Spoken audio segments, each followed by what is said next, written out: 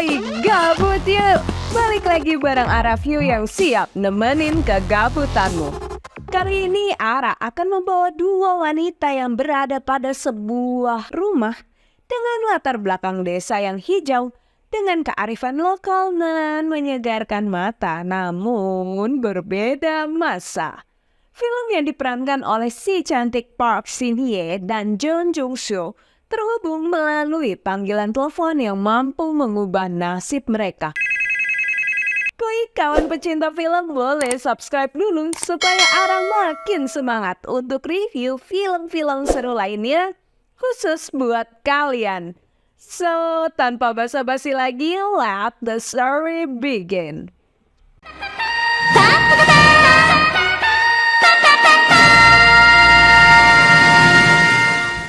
Kepulangan Soyeon disambut dengan hangat oleh penduduk desa yang memiliki usaha perkebunan stroberi yang biasa dipanggil Paman Sungho. Mereka pun berbincang seputar ibunya yang saat ini ada di rumah sakit. Menolak menjawab, Soyeon malah meminjam HP karena HP miliknya hilang entah di mana saat perjalanan menuju ke situ.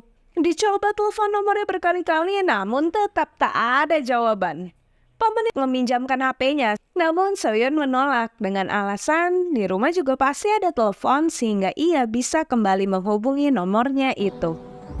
Wah, agak horor ya rumahnya. Meski rumah ini tampak paling keren di antara semua rumah di desa menurut Paman. Setelah menemukan telepon di rumah, ia kembali menghubungi nomornya dan berhasil tersambung.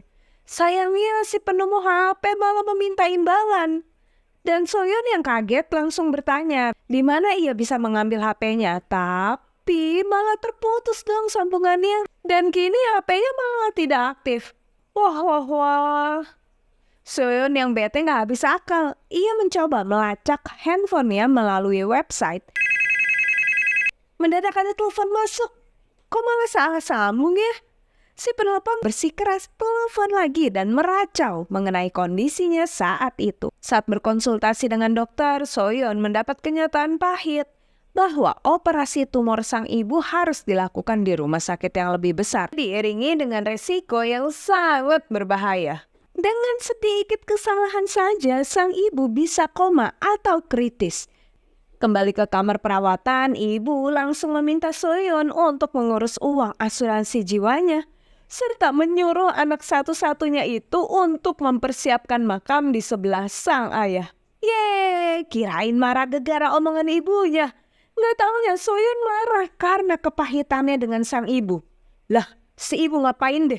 Sampai-sampai anaknya nganggep ibu nggak layak dimakamkan dekat ayah. 엄마가 아빠 옆에 묻힐 수 Setelah berkunjung ke makam ayahnya, Soyeon yang baru masuk rumah disambut dering telepon. Kirain yang nemu HP. Lagi-lagi yang tidak diharapkan malah menelpon, yaitu si wanita salah sambung yang kembali meracau tentang kondisinya saat ini yang dalam bahaya. Bahkan memberi alamat agar bisa dijemput. Dibilang salah sambung malah balik marah. Loh kok alamatnya bisa sama ya? Weh, apaan tuh? Bersikap waspada, Soyeon berusaha mencari sumber suara tadi. Oh alah, foto toh yang jatuh. Kok pakunya mulus? Soyeon membobol dinding itu dan meski takut-takut ia memberanikan diri melangkahkan kaki.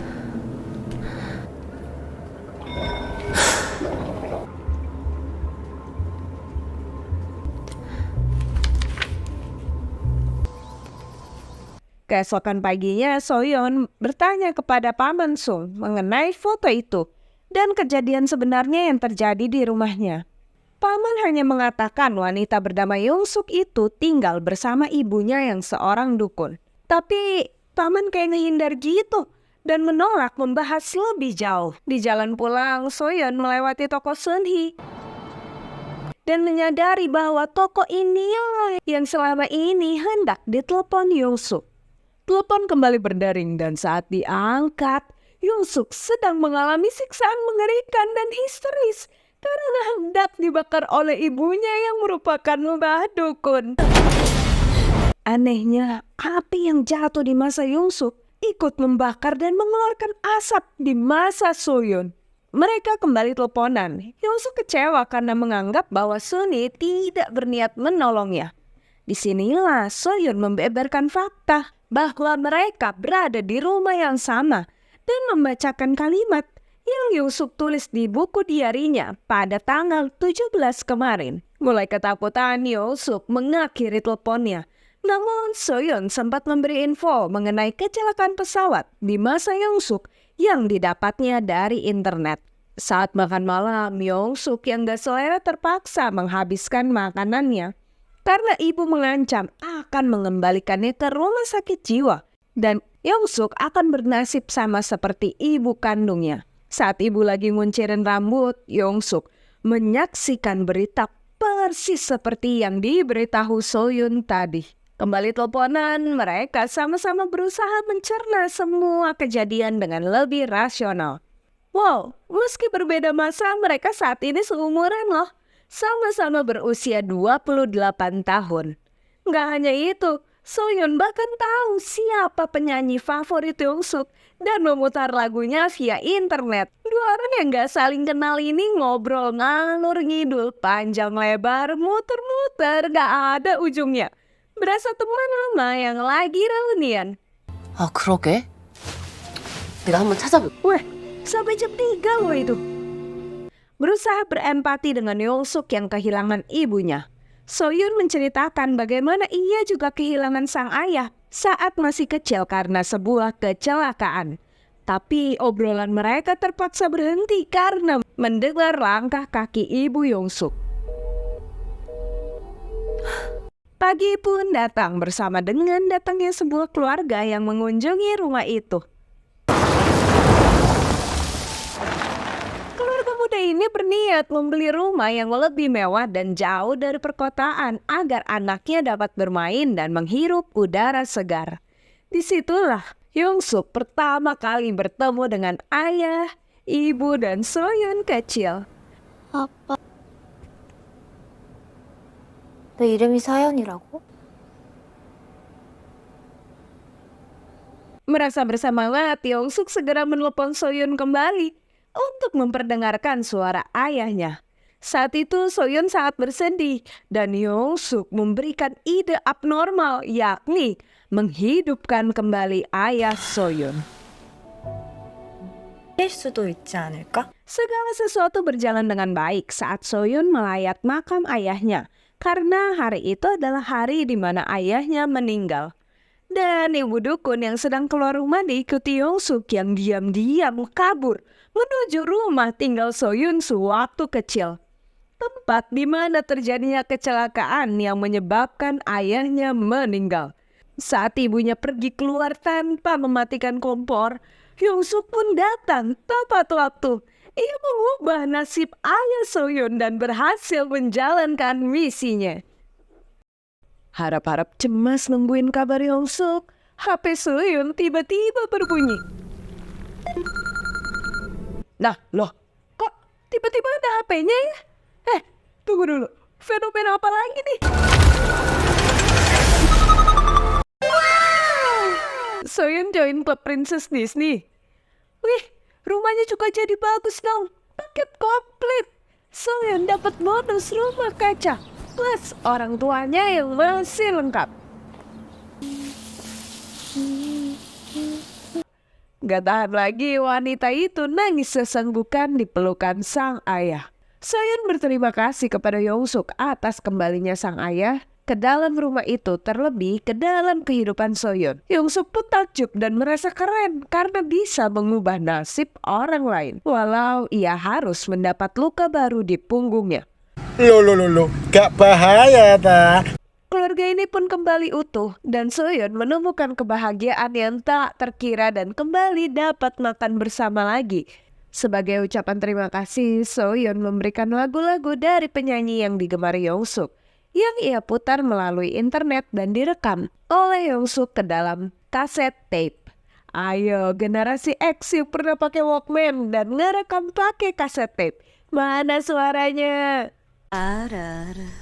Mereka pun semakin akrab, bahkan Yongsuk yang menggambar tangannya di tembok dalam lemari ini dapat dilihat oleh Soyeon. Wah, sampai kaleng berisi makanan yang dikubur pun dapat dilihat karena pada dasarnya mereka berada dalam rumah yang sama meski beda masa. Suatu saat Soyun yang sedang sibuk bersama keluarganya tidak dapat mengangkat telepon karena ada barbekyuan keluarga dan berjanji akan menghubungi kembali setelah urusan keluarganya beres. Sementara Yongsuk hanya makan sendiri di rumah tanpa kasih sayang keluarga seperti yang Soyun rasakan. Yongsuk mulai merasa ditinggalkan. Bahkan telepon berikutnya pun tak diangkat oleh Soyun. Kesal dan geram, Yongsuk mulai menunjukkan gelagat gak terima meski baru pulang saat sudah larut malam. Soyun segera menuju kamar untuk mengangkat telepon Yongsuk. Namun wanita itu terlanjur marah karena Soyun ingkar janji. Buset, mulutnya kasar banget nih cewek. Soyun yang kaget mengkhawatirkan sahabatnya itu. Astaga, ternyata Yongsuk kegap sama ibu tirinya. Bu Dukun memperingati Soyun untuk menghentikan komunikasinya jika tidak mau terluka. Dengan segera ia melakukan ritual untuk memberi peringatan kepada Yongsuk. Siksaan itu membuat Yongsuk berkali-kali meminta maaf kepada Bu Dukun. Lalu tiba-tiba tanpa sengaja, Bu Dukun mendapat penglihatan mengerikan yang terjadi pada Yongsuk. Di saat bersamaan, Soyun mengalami mimpi buruk dan memutuskan untuk mencari informasi di internet tentang Yongsuk. Sedangkan Bu Dukun mendatangi toko Sunhee dan bertemu dengan anak pemilik yang sedang terluka kakinya. Astaga! Soyun menemukan berita pembunuhan yang dilakukan oleh Bu Dukun pada anak tirinya di tengah praktek eksorsis untuk menyembuhkan penyakit kejiwaan sang anak. Saat akhirnya Yongsuk menelepon, ia segera memberitahu apa yang akan terjadi malam ini berdasarkan berita yang ia baca tadi. Bu Dukun yang telah mempersiapkan segalanya gagal karena Yongsuk telah mengetahui dari teman masa depannya hingga dapat terhindar dari kematian. Malam itu, menggunakan senjata yang disiapkan untuk menghabisi nyawanya, Yongsuk merenggut nyawa Bu Dukun dan merubah nasibnya. Soyun yang khawatir dengan kondisi temannya bernafas lega setelah Yongsuk meyakinkannya bahwa masalah kesalahpahaman dengan sang ibu sudah selesai. Kok makin scary ya si Yongsuk? Tanpa kehadiran sang ibu, Yongsuk kini bebas melakukan segala hal yang tak pernah bisa ia lakukan selama ini. Kedatangan Paman Sungho pada masa Soyun disambut dengan baik oleh keluarga ini, begitu pula di masa Yongsuk. Paman Sungho sempat bingung melihat Yongsuk yang merubah penampilannya. Gak dulu, gak sekarang, Paman Sungho datang membawa stroberi seperti yang biasa ia lakukan. Paman Sungho atau bingung melihat kekacauan yang dibuat oleh Yongsuk, sehingga rumah berantakan. Bahkan sikap Yongsuk saat ini yang sangat mementingkan penampilan pun aneh. Saat Yongsuk masuk ke dalam kamar untuk berganti pakaian, Paman berniat memasukkan stroberi ke dalam kulkas agar lebih awet. Tapi Paman gak sengaja menjatuhkan salah satu kantong. Betapa kaget dan terkejutnya Paman saat isi kantong itu terpampang di hadapannya. Yongsuk yang datang merasa kesal karena kelakuannya terbongkar dan tanpa ragu mengambil tindakan. Saat Paman Sungho menelpon untuk meminta pertolongan dan secara kebetulan malah tersambung ke Soyun. Akibat dari telepon yang berbunyi, Soyun berlari menuju kamarnya dan mendengar suara dari telepon yang mencurigakan. Sementara Paman Sungho saat ini tiba-tiba menghilang termasuk noda stroberi di bajunya. Eksistensi Paman seolah terhapus begitu saja. Mulai dari orang tuanya yang ngedadak gak kenal si Paman, 성호 아저씨. 성호 아저씨가 누구? hilangnya stroberi di kulkas, sampai kebun stroberi milik Paman yang tampak sudah lama terbengkalai. Masih gak puas, Soyun ngedatengin kantor polisi untuk mencari tahu tentang Paman Sungho. Polisi muda itu auto bingung kecuali si polisi senior yang tahu tentang sang paman. 그 한참 전에 죽은 사람을 왜 찾아요? Ia pun memperlihatkan catatannya lengkap dengan profil pembunuh yang berhasil ditangkap. Yongsuk yang didatangi polisi untuk mencari saksi atas hilangnya Sungho mengendus ada yang tidak beres. Keterangan Yongsuk yang gak sinkron bahkan dengan enteng yang menanyakan tentang pembunuhan jelas menimbulkan kecurigaan. Kembali ke Soyun yang masih tidak percaya dengan fakta mengejutkan yang baru ia terima, mampir ke toko Sunhee. Bu Sunhee yang kenal dengan Yongsuk malah mengungkapkan fakta baru di mana ia tidak akan selamat jika bukan karena pertolongan ibu tiri Yongsuk. Setelah kejadian itu, Soyun kembali dihubungi oleh Yongsuk. Dasar polos. Meski sudah mendapat banyak fakta mengenai tindakan brutal Yongsuk, Soyun pakai acara konfirmasi langsung ke Yongsuk tentang alasan dia melakukan itu semua, termasuk kepada Paman Sungho yang baik hati. Alih-alih mendapat jawaban, Yongsuk meminta informasi tentang siapa yang memenjarakan dia seumur hidup dan barang bukti yang dipakai untuk menangkapnya. Tak lupa ia mengungkit jasanya yang telah menyelamatkan ayah Soyun agar wanita itu mengikuti kemauannya. Tak mau berhubungan dengan seorang pembunuh, Soyun memutuskan untuk menutup telepon. Karena kesal, Yongsuk mengancam dengan keras bahkan memakinya sehingga Soyun tak lagi mau mengangkat telepon darinya. Yongsuk marah dan merasa kesal tapi nggak bisa berbuat apa-apa. Hubungan keduanya saat ini memburuk. Soyun yang merasa sedih dan ketakutan segera mencabut kabel telepon dari pusat agar tak ada lagi telepon masuk. Benar aja, Yongsuk langsung menelepon Soyun berkali-kali tapi nggak nyambung. Pihak kepolisian pun telah memiliki data Yongsuk yang memiliki gangguan kepribadian ansos dan juga kepribadian ambal. Masih mencoba telepon lagi dan lagi walau gagal terus, Yongsuk malah kedatangan tamu. Polisi kah ini? Aduh, bisa-bisanya Soyun kecil dan ayahnya datang ke rumah itu mencari ibu Yongsuk. Bagai mendapat durian runtuh, Yongsuk berakting memanggil ibunya agar nampak meyakinkan bahwa ibu sedang tertidur. Mereka pun diundang menunggu di dalam rumah. Sambil menunggu Yongsuk berpura-pura memanggil ibunya, faktanya ia malah mempersiapkan alat untuk menghabisi ayah Soyun.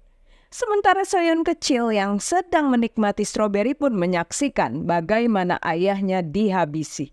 Kembali ke Soyun dewasa yang sedang belajar mobil bersama ayahnya, kini ia terpaksa menyaksikan kepergian sang ayah dan harus belajar melepaskan ayahnya untuk kedua kalinya.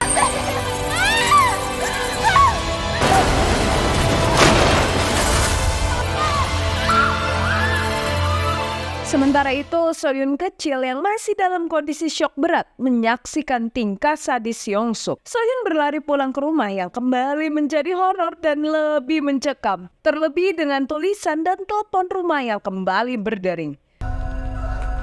Dan saat telepon diangkat pun ancaman demi ancaman harus ia terima, membuatnya terpaksa mengikuti kemauan Yongsuk. Kocak lu ya. Kenapa diturutin kalau nggak benar? Untung cantik, kalau enggak udah arah pites nih orang. Geram dan kesal, Soyun berniat untuk membalas dendam kepada Yongsuk atas perbuatannya kepada sang ayah. Tapi gimana bisa sementara Soyun kecil pula ia sandera seperti itu. Yongsuk memberi waktu 1 jam untuk Soyun mencari tahu cara polisi akan menangkapnya. Atau sesuatu yang buruk akan menimpa ibunya juga. Emosi dan sangat kesal, Soyun mulai mengambil sikap untuk menghentikan Yongsuk dengan cara mencari tahu melalui internet kapan ada bencana atau tragedi pada hari itu atau dalam waktu dekat di masa Yongsuk. Setelah membersihkan lantai rumah yang dipenuhi darah ayah, Yongsuk belajar mengemudi menggunakan mobil ayah Soyun untuk menghabiskan waktu. 1 jam berlalu dan ia kembali menghubungi Soyun.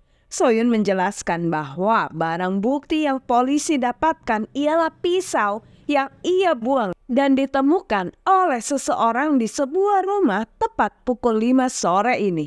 Saat sudah di dalam rumah yang dimaksud, Yongsuk malah teralih oleh suara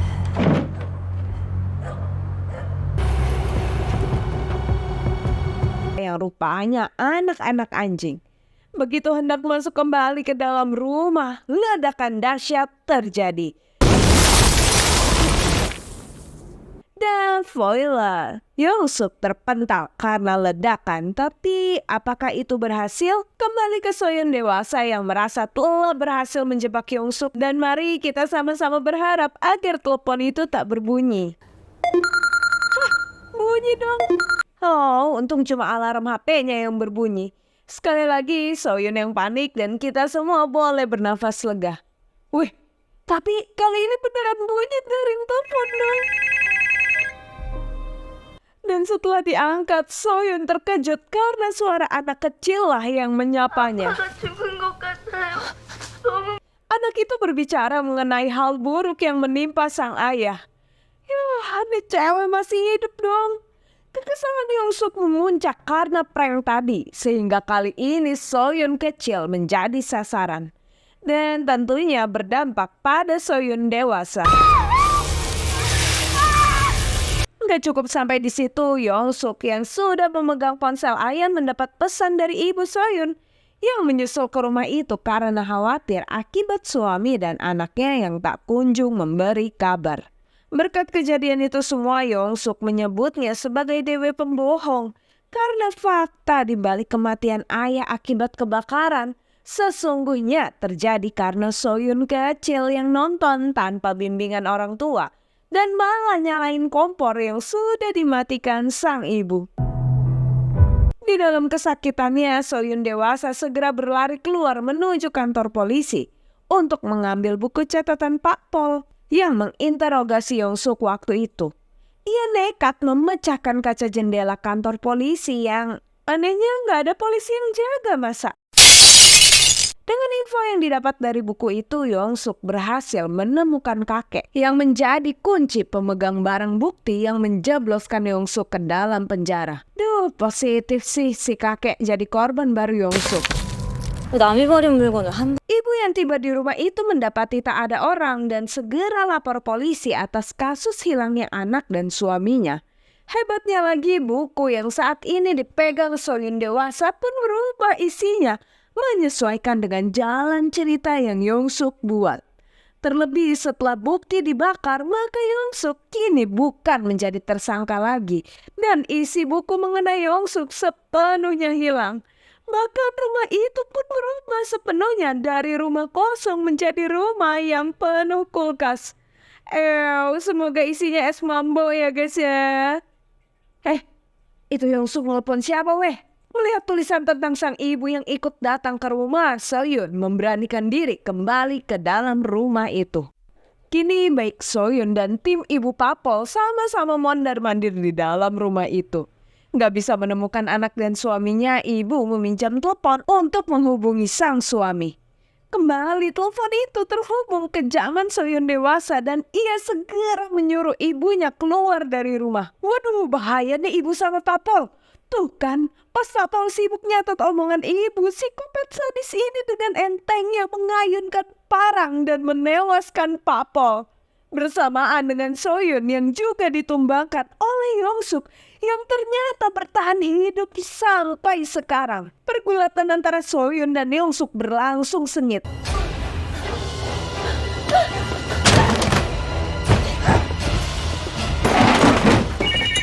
Soyun langsung melarikan diri bersama telepon itu. Begitu juga dengan ibu. Mereka sama-sama memasuki kamar dan terjebak di tempat itu. Soyun meminta ibunya untuk tenang dan mengarahkan sang ibu untuk mencari senjata guna melawan si psikopat.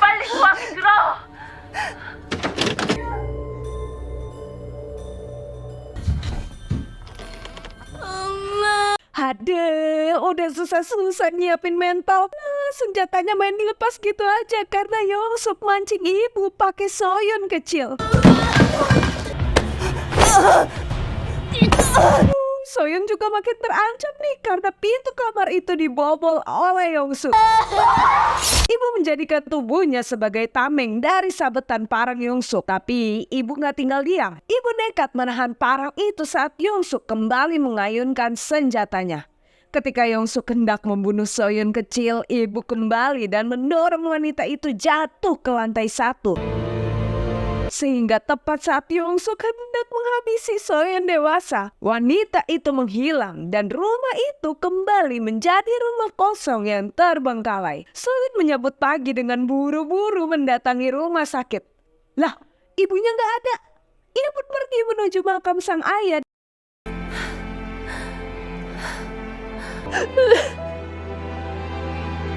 dan akhirnya bertemu dengan ibu yang kini memiliki bekas luka di leher serta tangannya.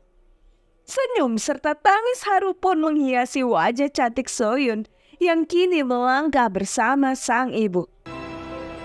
Lah, belum kelar. Yongsuk di masa depan menghubungi dirinya sendiri di masa lalu dan memberitahu tentang kejadian di malam ketika nyawanya terancam oleh ibu Soyun. Nolak tidur mulu Dani orang. Film pun ditutup dengan Soyun yang terikat di ruang bawah tanah rumah itu. Wow, film yang muter-muternya ngalahin roller coaster ini sih. Nggak cuma jalan ceritanya aja, tapi otak kita para penonton dibuat ikut muter juga ya kan? Ya, terlepas dari itu semua, himbauan bagi kita para pecinta film. Berhati-hatilah kalau ada telepon masuk yang tak dikenal. Ingat, kejahatan terjadi karena ada kesempatan, bukan dana umum. Waspadalah, waspadalah. Hendaklah kamu cerdik seperti ular dan tulus seperti merpati ya guys ya. So, next review apa lagi kita? Jangan lupa komen di bawah ya. Sampai jumpa di next video. Dan terakhir, salam pecinta film.